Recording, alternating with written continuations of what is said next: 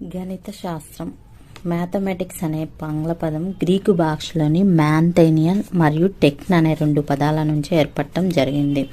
మ్యాథేనియన్ అనగా నేర్చుకునుట మరియు టెక్నిక్ అనగా కళ లేదా సూక్ష్మ పద్ధతి అనే అర్థం. ఈ రెండింటి కలయికతో ఏర్పడిన మ్యాథమెటిక్స్ అనగా విషయాలకు సంబంధించిన వివిధ సూక్ష్మ పద్ధతులను నేర్చుకునే కళ. భాషాపరంగా గణితం అనే పదం సంస్కృతిలో గన్ అనే పదం నుండి తీసుకొనబడింది. గన్ అనగా లెక్కించటం, లెక్కించే పని అనవచ్చు. గణితాన్ని అనేక మంది గణిత విద్యావేత్తలు అనేక రకాలుగా నిర్వచించడం జరిగింది. గణిత నిఘంటువు ప్రకారం సంఖ్యలకు అంతరాలకు సంబంధించిన శాస్త్రమే గణితం అని చెప్పబడింది.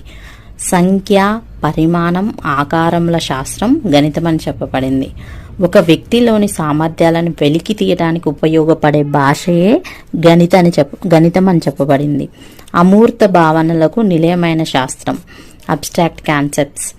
గణితం అనేది చురుకైన విద్యావంతుడిని అందించేటటువంటిది అండ్ ఖచ్చితమైన శాస్త్రం మరియు ఉన్నతమైన జ్ఞానానికి అవసరమైన శక్తి సామర్థ్యాలను అందిస్తుంది. ఖచ్చితమైన శాస్త్రం అంటే ఒక ప్రాబ్లమ్ని సాల్వ్ చేసినప్పుడు దానికి ఖచ్చితమైన వాల్యూ అనేది ఉంటుంది.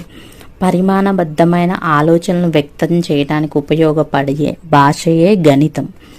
సంఖ్య, రాశుల, మాపనాల విజ్ఞానమే గణితం అని చెప్పింది ఎవరంటే బెల్ అనే శాస్త్రవేత్త. పరికల్పిత ఉత్పాదక వ్యవస్థే గణితం అని చెప్పింది మేరియా పియరీ. ఆవశ్యకత, పర్యవసనాలను ఊహించే విజ్ఞానమే గణితం అని చెప్పింది బెంజమిన్ ఫీర్స్. గణిత వివేచనకు మేధస్సుకు తర్ఫీదునిస్తుంది అని చెప్పింది ఎవరంటే ప్లాటో. సకల శాస్త్రాలకు మూలము మరియు ఆధారము గణిత శాస్త్రం అని చెప్పింది ఫ్రాన్సిస్ బెకన్.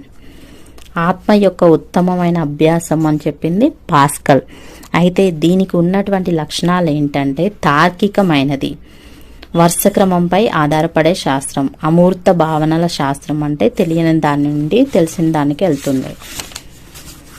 గణితం భాషా గుర్తులు, సంకేతాల ద్వారా క్లుప్తంగా, అర్థవంతంగా, సరైన పద్ధతిలో వివరించబడుతుంది. అంటే గణిత పరిక్రియలు ప్లస్, మైనస్, మల్టిప్లికేషన్, డివిజన్ ఇవి. గణితం ఆగమన, నిగమన, హేతువాదంని కలిగి ఉన్నది.